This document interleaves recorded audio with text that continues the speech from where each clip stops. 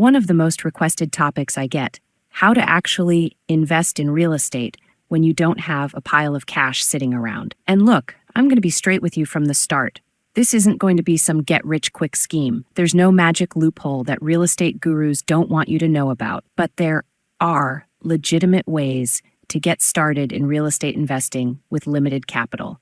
And that's exactly what we're going to break down today. Whether you've got $500, $5,000, or somewhere in between, there are real options. Some will take more time, some more effort, some more creativity, but they exist. So grab your coffee, settle in, and let's talk about real estate investing for real people with real budgets. First, let's address the elephant in the room.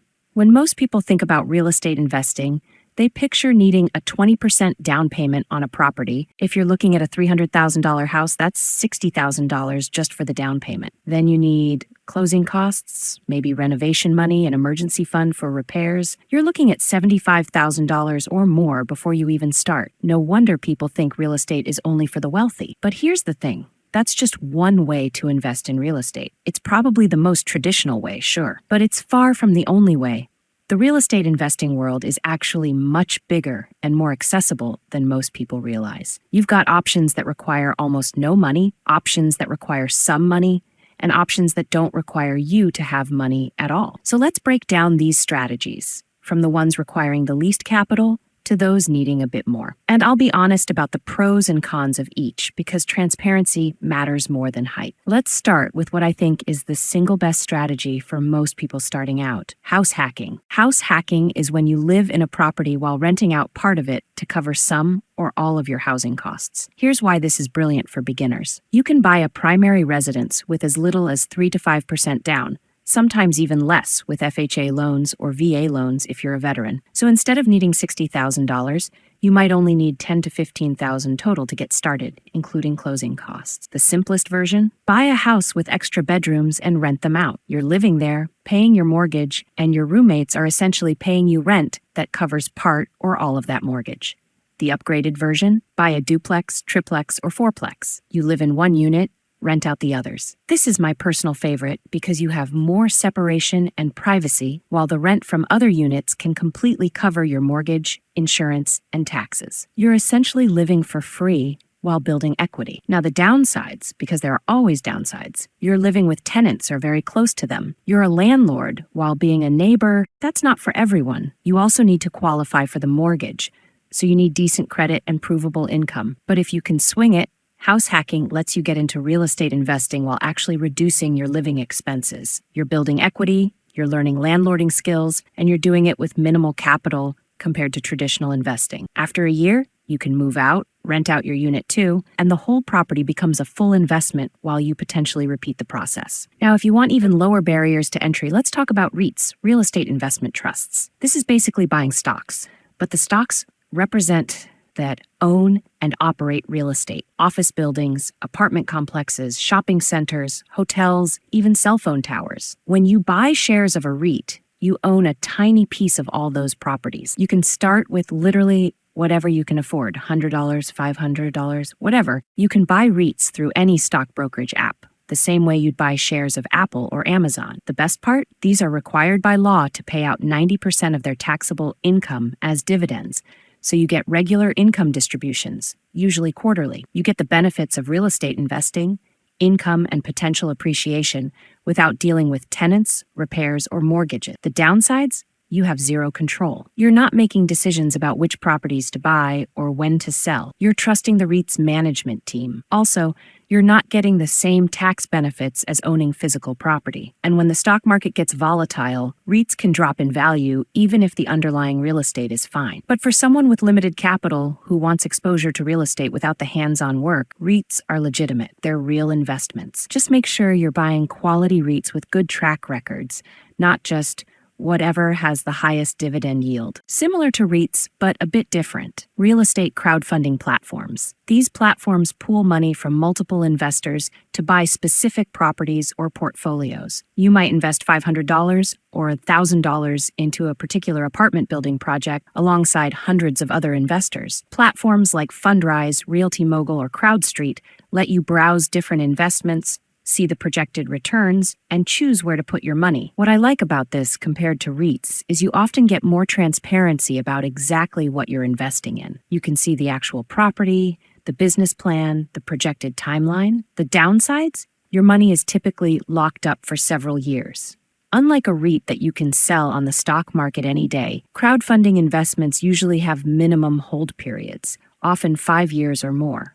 Some platforms also have minimums of $1,000 or $5,000 and accredited investor requirements for certain deals. Also, these are less regulated than REITs. You need to do your homework on both the platform and the specific investment. Some platforms have performed well, others not so much, but if you've got a few $1,000s you won't need for a while, and you want to invest in specific real estate projects without buying property yourself, crowdfunding can work. Now, let's talk about a strategy that requires almost no money, but a lot of effort: wholesaling. Wholesaling is when you find a property that's being sold below market value, get it under contract, and then sell that contract to another investor for a fee before you ever actually close on the property. You're essentially a middleman. You find deals, and you connect them with buyers who have capital. The beauty is, you don't need money for a down payment. You need a small amount for earnest money deposits, maybe $500, $1,000, which you get back when the deal closes. What you do need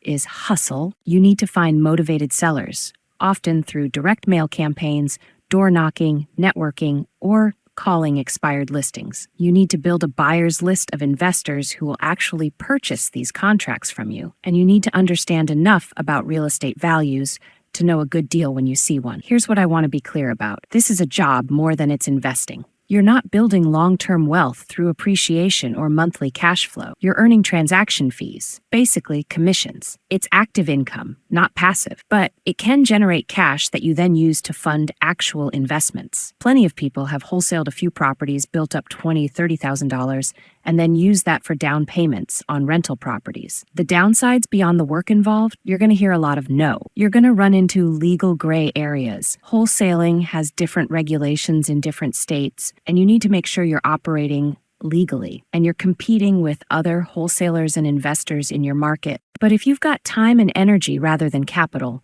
wholesaling is a real path. Here's a strategy people overlook: partnering with someone who has what you don't. Maybe you don't have much money, but you have time, skills, or knowledge. Someone else might have capital, but no time or expertise. That's a potential partnership. For example, maybe you can be the person who finds deals, manages renovations, and handles tenants, while your partner provides the down payment and gets the financing in their name. You split the profits based on what each person brings to the table. Or maybe you partner with a family member. They provide the capital, you provide the sweat equity and management. You structure it so you both benefit. The key is formalizing everything. Don't do handshake deals. Get operating agreements in writing. Define exactly who's responsible for what, how profits are split, what happens if someone wants out, how decisions get made. I've seen beautiful partnerships where everyone wins. I've also seen partnerships blow up and destroy relationships. The difference is usually whether everything was clearly defined up front. The downside is, you're not doing this alone. You have less control, smaller profits since you're splitting them, and relationship dynamics to navigate. But if you have more skills than savings, finding the right partner can get you into deals you couldn't access otherwise. Here's a creative strategy that doesn't require bank approval or traditional down payments: seller financing. This is when the property owner acts as the bank. Instead of you getting a mortgage from Wells Fargo, you make payments directly to the seller over time. You negotiate the terms, the down payment, interest rate, monthly payment, and length of the loan. Often, motivated sellers will accept lower down payments than banks require, maybe 5 to 10% instead of 20%. Why would a seller do this? Maybe they want monthly income in retirement. Maybe the property won't qualify for traditional financing and they're having trouble finding buyers. Maybe they want to spread out capital gains taxes. The advantage for you is flexibility. You can get into a property with less money down and without needing bank approval. If you have past credit issues, this might be your path. The disadvantages: not many sellers offer this, so you have to look specifically for these deals. The interest rate might be higher than market rates, and you need to make sure everything is properly documented with lawyers involved, because a handshake deal gone wrong can be a nightmare. But in the right situation, with a motivated seller, seller financing can get you into property ownership with minimal upfront capital. Before we wrap up, let me be really straight with you about something. All these strategies work. They're all legitimate, but none of them are easy, and none of them are guaranteed. The strategies requiring less money usually require more time, more effort, or more risk. That's the trade-off. There's no free lunch. House hacking requires living with tenants. Wholesaling requires math hustle. Partnerships require trust and good relationships. Seller financing requires finding needle in haystack deals. And the passive strategies like REITs and crowdfunding, they require accepting less control and potentially lower returns than hands-on investing. You also need to be honest with yourself about your situation. If you have absolutely zero savings, your first priority should probably be building an emergency fund, not investing in real estate. Don't invest money you need for basic expenses. Real estate can build serious wealth over time, but it's a long game. Be suspicious of anyone promising quick riches with no money down and no effort. That's usually a sales pitch for an expensive course, not reality. So here's your action plan. First, take stock of what you actually have. Maybe it's $5,000 in savings. Maybe it's 10 hours a week of free time. Maybe it's construction skills. Maybe it's a family member with capital. Whatever it is, that's your starting resource. Second, pick one strategy that matches your resources and personality. Don't try to wholesale and house hack and join crowdfunding platforms all at once. Focus. Third, educate yourself specifically on that strategy. Read books, listen to podcasts, join local real estate investing groups. Most cities have free REI meetups where you can learn and network. And finally, take action. Small action, but action. If you're going the REIT route, open that brokerage account. If you're exploring house hacking, talk to a broker about what you qualify for. If you're considering wholesaling, send your first batch of letters to potential sellers. Real estate investing with little money is absolutely possible. It's happening every day, but it requires education, effort, and honest assessment of trade-offs. You've got this. Start where you are, use what you have, and build from there. Thanks for listening. Now go take that first step.